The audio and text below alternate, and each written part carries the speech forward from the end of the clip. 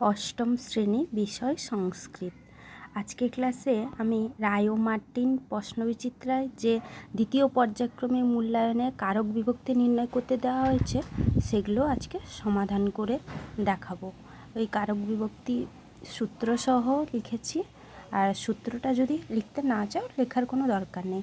যদি প্রশ্নে কোথাও লেখা থাকে যে সূত্রসহ কারক বিভক্তি উল্লেখ করো, তখন সূত্রটা উল্লেখ করতে হবে, না হলে সূত্র দেওয়ার দরকার নেই। এমনি কারক আর বিভক্তি নির্ণয় করলেই হবে। আর তোমরা যদি আমার চ্যানেলে নতুন হয়ে থাকো তাহলে আমার চ্যানেলটিকে সাবস্ক্রাইব করবে। ভিডিওটি যদি তোমাদের ভালো লাগে তাহলে লাইক করবে, শেয়ার করবে আর কমেন্ট করে দেবে। তো চলো, দ্বিতীয় পর্যায়ক্রমে মূল্যায়নে এই সমস্ত কারক বিভক্তি নির্ণয় করতে দেওয়া হয়েছে এবং পরের পৃষ্ঠাতেও যেগুলো দেওয়া হয়েছে করে।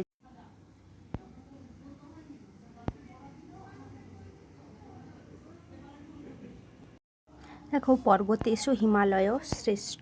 পর্বতেষু নিচে দাগ আছে, সূত্রটা কি হবে? যতশ্চ নির্ধারণম।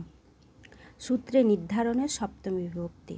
এবারে প্রশ্নে যদি দেওয়া থাকে যে সূত্র সহ কারক বিভক্তি নির্ণয় করো, তাহলে সূত্রটা লিখবে, না হলে সূত্র দেওয়ার কোনো দরকার নেই, শুধুই লিখবে নির্ধারণের সপ্তমী বিভক্তি। রুদতঃ পুত্রস্য পিতা জগাম। ষষ্ঠী চানাদরে সূত্রে অনাদরে ষষ্ঠী বিভক্তি হয়েছে। ধনাৎ বিদ্যা গরীয়সী, পঞ্চমী বিভক্তি। এই সূত্রে অপেক্ষার্থে পঞ্চমী বিভক্তি হয়েছে। সংস্কৃতে নিপুণ। সংস্কৃতের নিচে দাগ আছে, তাই নিপুণ শব্দযোগে সপ্তমী বিভক্তি হয়েছে। সূত্র দেওয়ার দরকার নেই। তারপরে দেখো, হর্ষাৎ নৃত্যতি বালিকা, মানে আনন্দ হেতু বালিকাটি নাচছে, তাহলে হর্ষাৎ পদে হেত্যর্থে পঞ্চমী বিভক্তি হয়েছে। রুদতঃ পুত্রস্য মাতা গচ্ছতি, মানে পুত্র কাঁদছে তাও মাতা চলে যাচ্ছে। এখানে সূত্রটা হবে ষষ্ঠী চানাদরে, সূত্রে অনাদরে ষষ্ঠী বিভক্তি হয়েছে।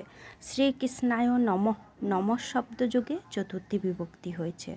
কবিষু রবীন্দ্রনাথ শ্রেষ্ঠ, কবিদের মধ্যে রবীন্দ্রনাথ শ্রেষ্ঠ। এখানে নির্ধারণে সপ্তমী বিভক্তি হয়েছে।